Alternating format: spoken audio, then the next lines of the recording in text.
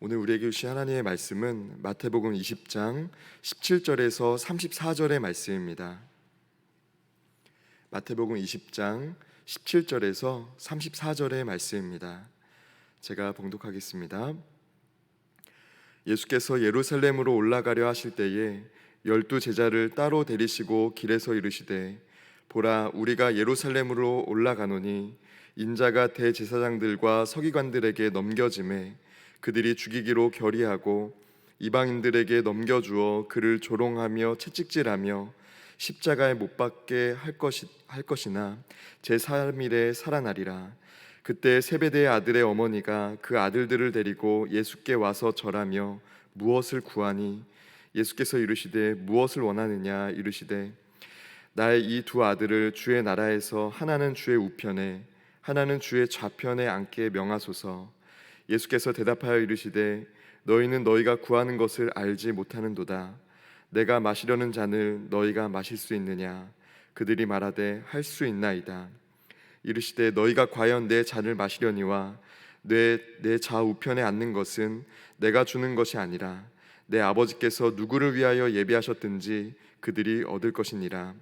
열제자가 듣고 그 두 형제에 대하여 분이 여기거늘 예수께서 제자들을 불러다가 이르시되 이방인의 집권자들이 그들을 임의로 주관하고 그 고관들이 그들에게 권세를 부리는 줄을 너희가 알거니와 너희 중에는 그렇지 않아야 하나니 너희 중에 누구든지 크고자 하는 자는 너희를 섬기는 자가 되고 너희 중에 누구든지 으뜸이 되고자 하는 자는 너희의 종이 되어야 하리라.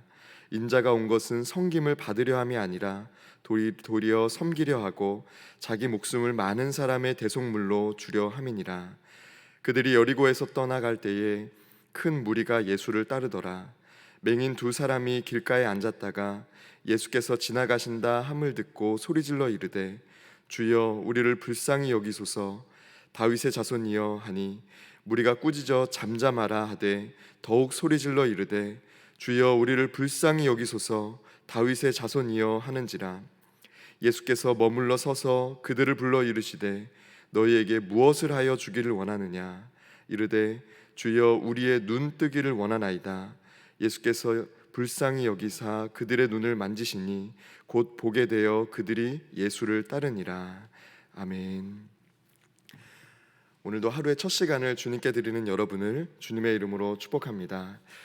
오늘은 주님과 동행하는 성도의 마음이라는 제목으로 함께 은혜를 나누고자 합니다. 우리가 잘 아는 사자성어 중에 동상이몽이라는 말이 있습니다.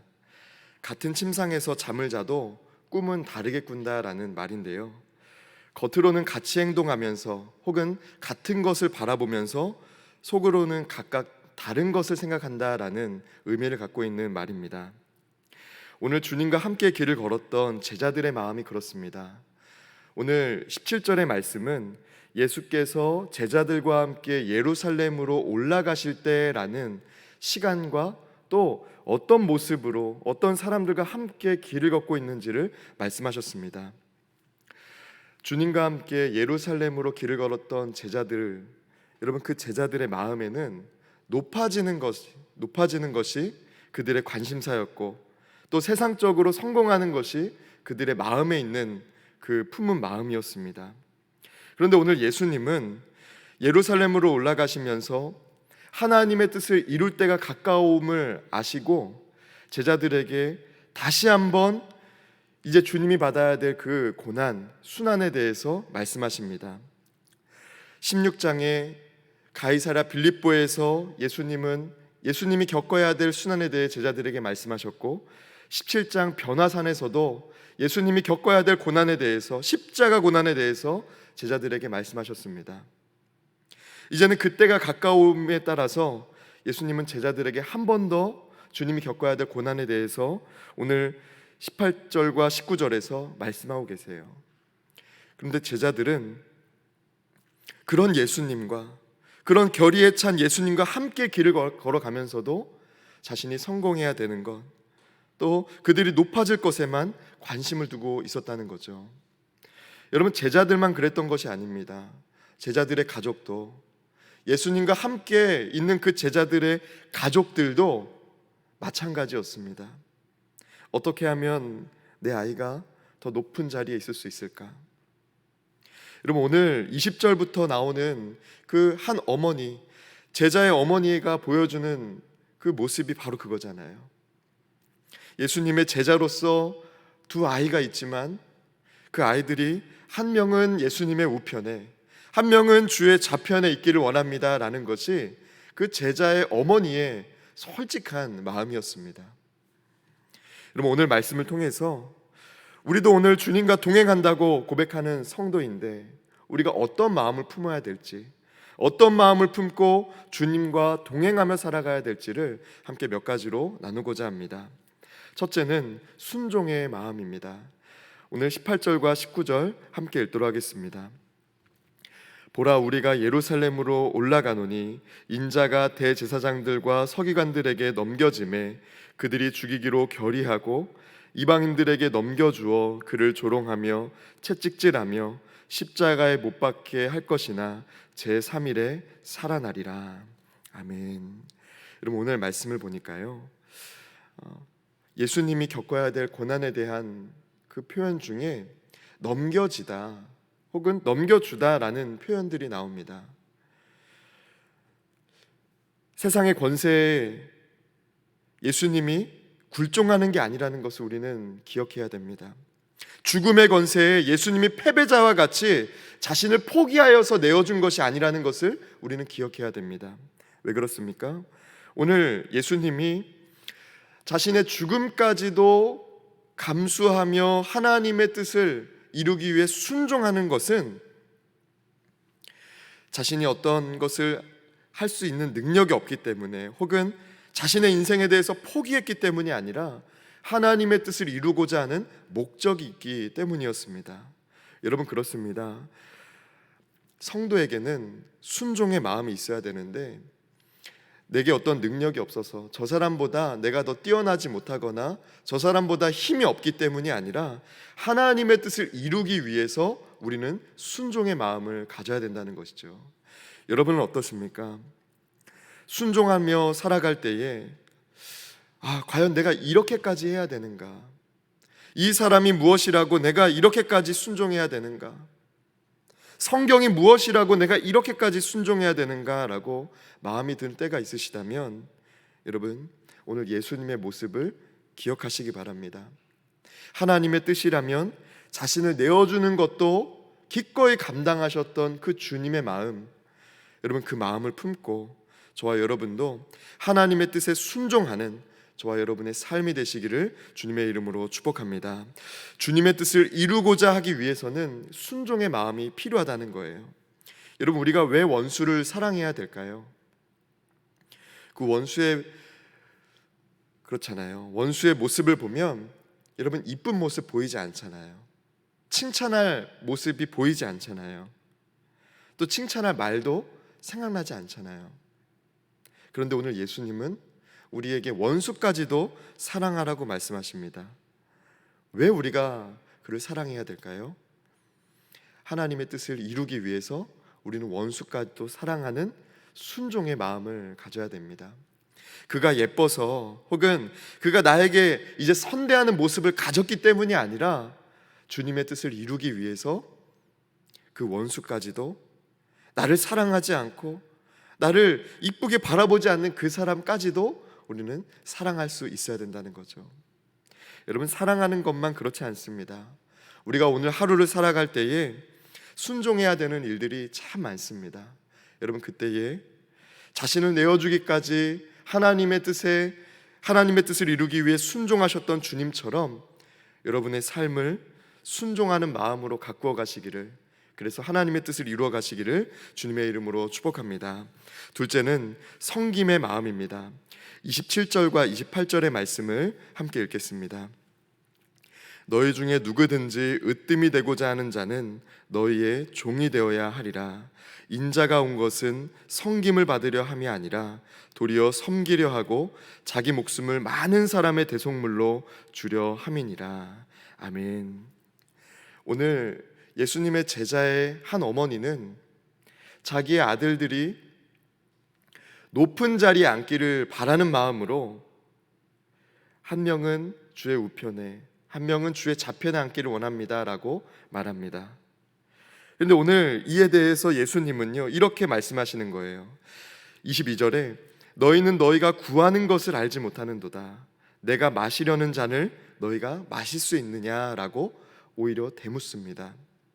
그에 대해서 제자들은요 또 그 제자의 어머니는 할 수 있나이다라고 답합니다. 그럼 참 놀랍죠. 무엇인지 모르는데 높은 자리에 앉을 수 있다니까 할 수 있다고 말하는 거예요. 여러분 우리도 그렇잖아요.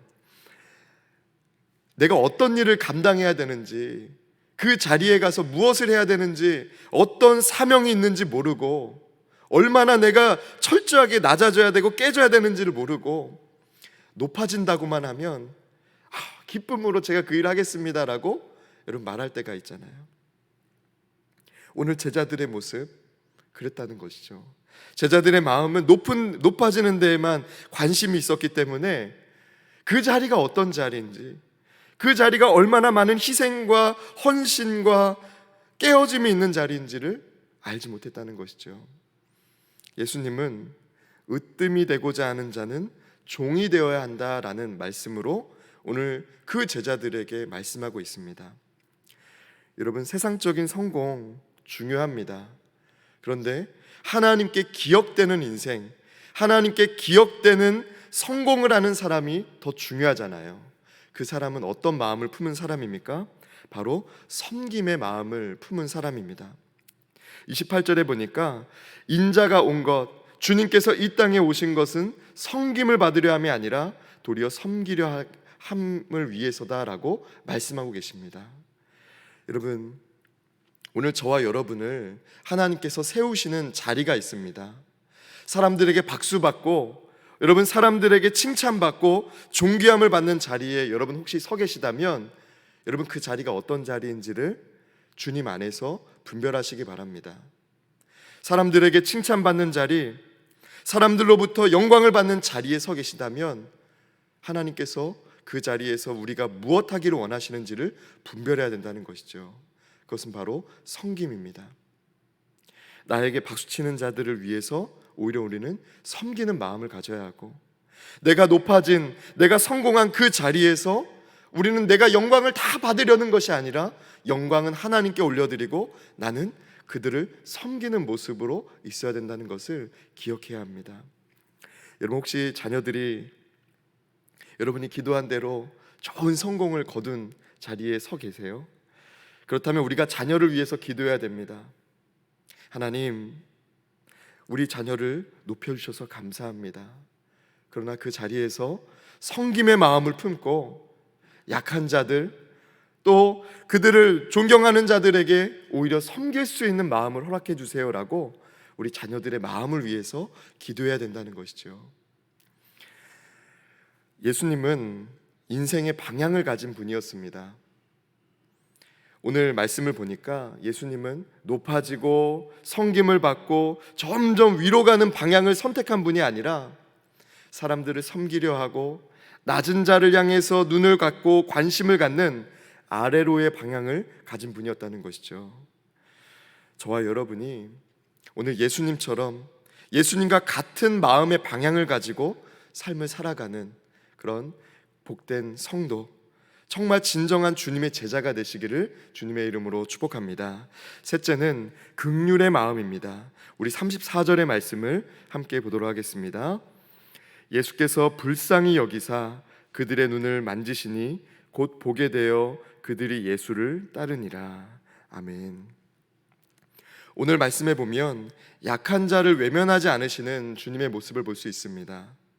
여러분, 맹인은 어떤 사람입니까? 그가 아무리 만나고 싶은 사람이 있어도 그 사람이 먼저 긍휼한 마음으로 다가오지 않으면 아무리 만나고 싶은 사람이 있어도 만날 수 없는 존재가 바로 맹인입니다. 아무리 하고 싶은 일이 있어도, 아무리 먹고 싶은 것이 있어도 다른 이가 긍휼한 마음으로 도와주지 않으면 만질 수 없고 가질 수 없고 먹을 수 없는 사람이 바로 맹인이라는 것이죠. 눈이 보이지 않기 때문입니다. 여러분, 눈이 보이지 않는다라는 것은요, 인생이 순탄치 않은 사람을 의미합니다. 갈 길을 알지 못하고 하고 싶은 것은 많아도 길을 알지 못하고 방법을 알지 못하고 해낼 수 없는 사람, 그 사람이 바로 맹인입니다. 어쩔 수 없이 방황하는 인생을 사는 것이 바로 맹인이라는 것이죠. 여러분, 우리는 흔히 이런 사람들을 만나면 외면합니다. 피곤해지잖아요. 그래서 피합니다. 그러나 오늘 주님은 그에게 먼저 다가가셨고 그에게 먼저 손 내밀어 치유하셨습니다. 여러분, 오늘 29절에서 34절의 말씀을 한번 자세히 보세요.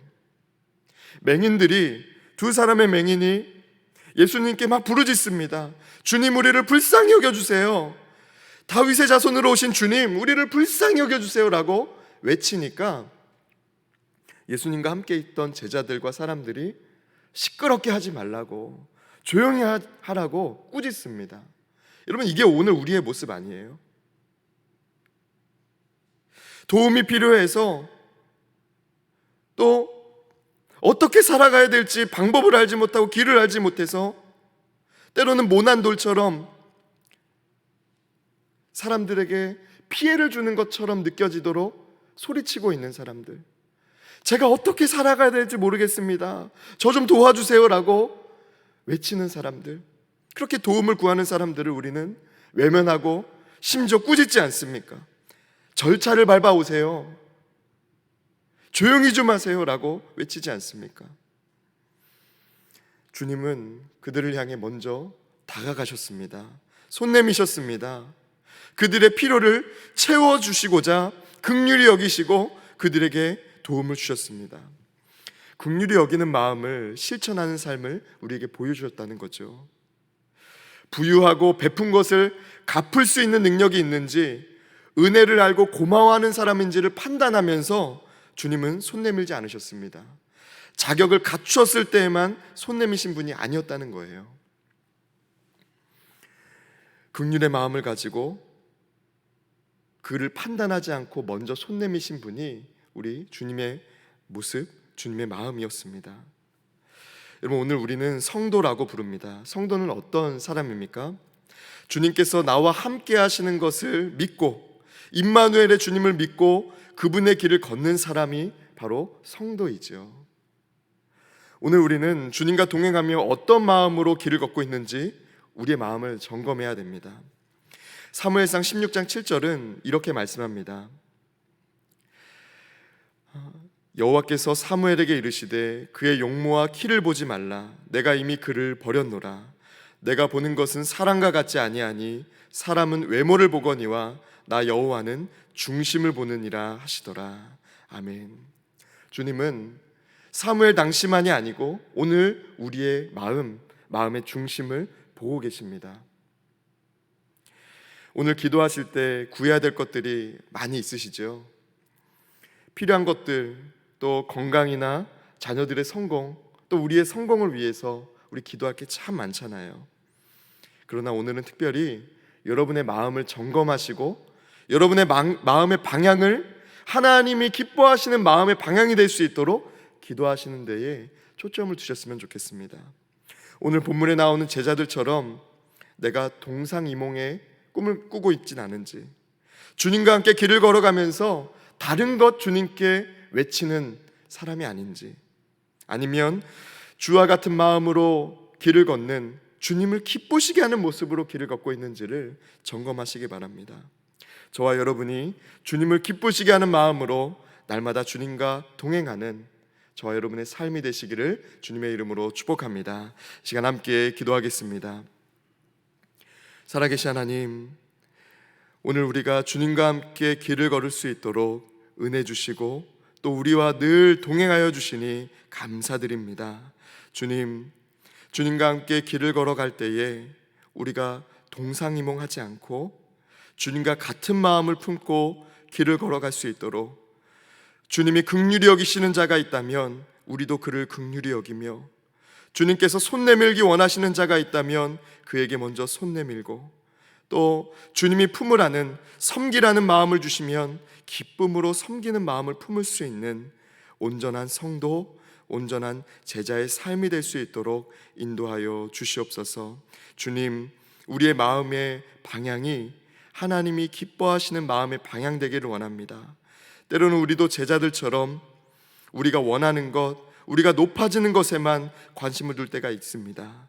성령 하나님, 우리의 마음을 붙들어 주셔서 주님이 기뻐하시는 마음을 날마다 품게 하여 주시옵소서. 오늘도 귀한 마음으로 예물 드린 손길이 있습니다.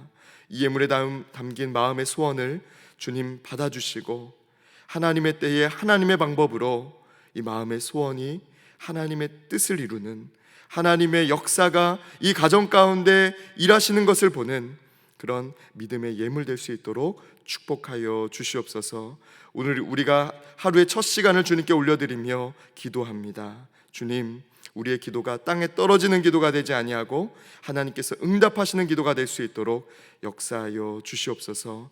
우리 교회에 함께 세우신 우리 담임 목사님과 또 모든 교역자들, 또 모든 성도님들을 주님 붙들어 주셔서 하나님의 나라를 세워가며 하나님의 마음을 품고 주의 나라를 세워갈 뿐만 아니라 서로의 믿음을 격려하고 사랑으로 서로를 세워가는 그런 믿음의 동역자들이 다 되게 하여 주시옵소서.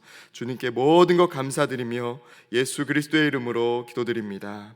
아멘.